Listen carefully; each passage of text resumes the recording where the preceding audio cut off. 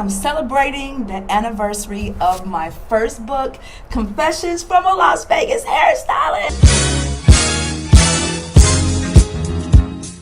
I play the street life. I realized in my own life, and you tell me if it's in yours too, that there's a giving process that has to happen when you're ready to move on, or ready to move to another level, or there's a sacrifice that has to be made, or you have to give something. And so in my meditation, this book came up, and I was just like, man, I really don't want to write a book about these people in Vegas. You know, it's going to make me look like I'm like some ratchet stylist. You know, a lot of people might think that this might be just me talking a lot of crap about people and saying some crazy stuff. But it's really a book about women who've had hardcore lives, women who've been through hell and back, been in the depths of hell, to sex trafficking, physical abuse, like major physical abuse. And the book has helped women who really need it. For others, it's just been a shock. For others, it's been a learning experience. For younger women, you know, teens, it's been awareness and consciousness of what, if you don't know what you're attracting in your life, what could happen, and just to be conscious of things, and how to pick your friends, your circle of influence, what you're doing in life. So I really don't go into like the deep details of the book publicly. If I'm in a one-on-one situation at the salon with someone, I'll talk more about it and I go in depth with it. But you know, on my own, I really just don't talk about it. I probably could have like been #1 on the bestsellers list if I had really done, you know, the marketing at the time and everything. It was an emotional book for me. It was an emotional, you know, release. The book came out of wanting to leave there. I started thinking about all the stories that the women had told me over the years, and I wanted to really release all of that energy. I had gotten to the point where I couldn't handle, you know, the vibration, the low vibration of the things I was hearing, and the fascination with the drama that was surrounded by their stories. It started affecting me physically, where, you know, the first time I had an awareness that people's words can physically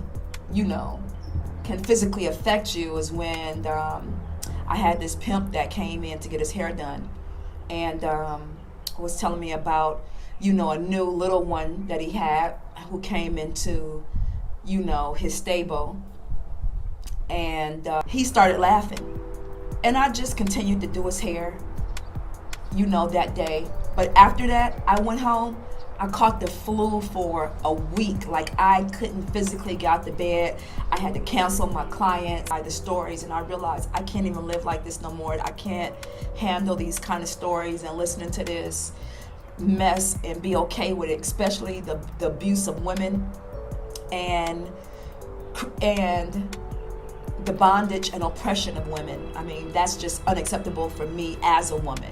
That's one thing I don't tolerate in my own life, is being oppressed or abused by a man. So when a man feels comfortable in telling me about how he abuses a woman, it's a big deal. It's kind of crazy.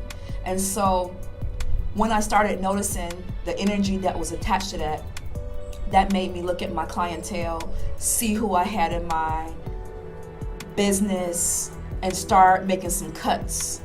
You're surrounded by this place of drama and different things in it, and you're getting caught in this web. Either you're going to become a part of the web, or you're going to try to run away. And that's what I wanted to do. I wanted to completely separate myself. So, you know, it got to the point where I didn't care about the money anymore. I didn't care how much I was making. I was making a lot of money, but I didn't care anymore. I really wanted to release that drama, attract different people in my life, attract a different thing. And so through the meditation, I was thinking, what's good about this situation right now, about all these experiences that I've had, all these conversations I've had, all the people I've met in this, place called Las Vegas. What can I give? And I was working on another book at the time. I was trying to write like some history book of hair, my own history book of hair, all this stuff. And I have been researching hair for many years and, all the different natural styles. And I had stacks and stacks of things. I had been working on it for 7 years. And when I decided to write this book, literally, I wrote this book in less than 3 months. I just was like up day and night when I made that decision to write it. And I had to have a few drinks with it, a couple of bottles of wine a day. I just started flowing. And the words just started flowing where I was just in autopilot with the stories. And I had actually more than this written.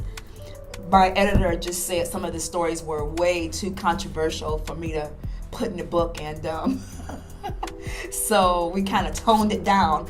And if you read this book, it ain't really that toned down. So can you imagine the stuff I didn't put in the book? It got tons of great reviews.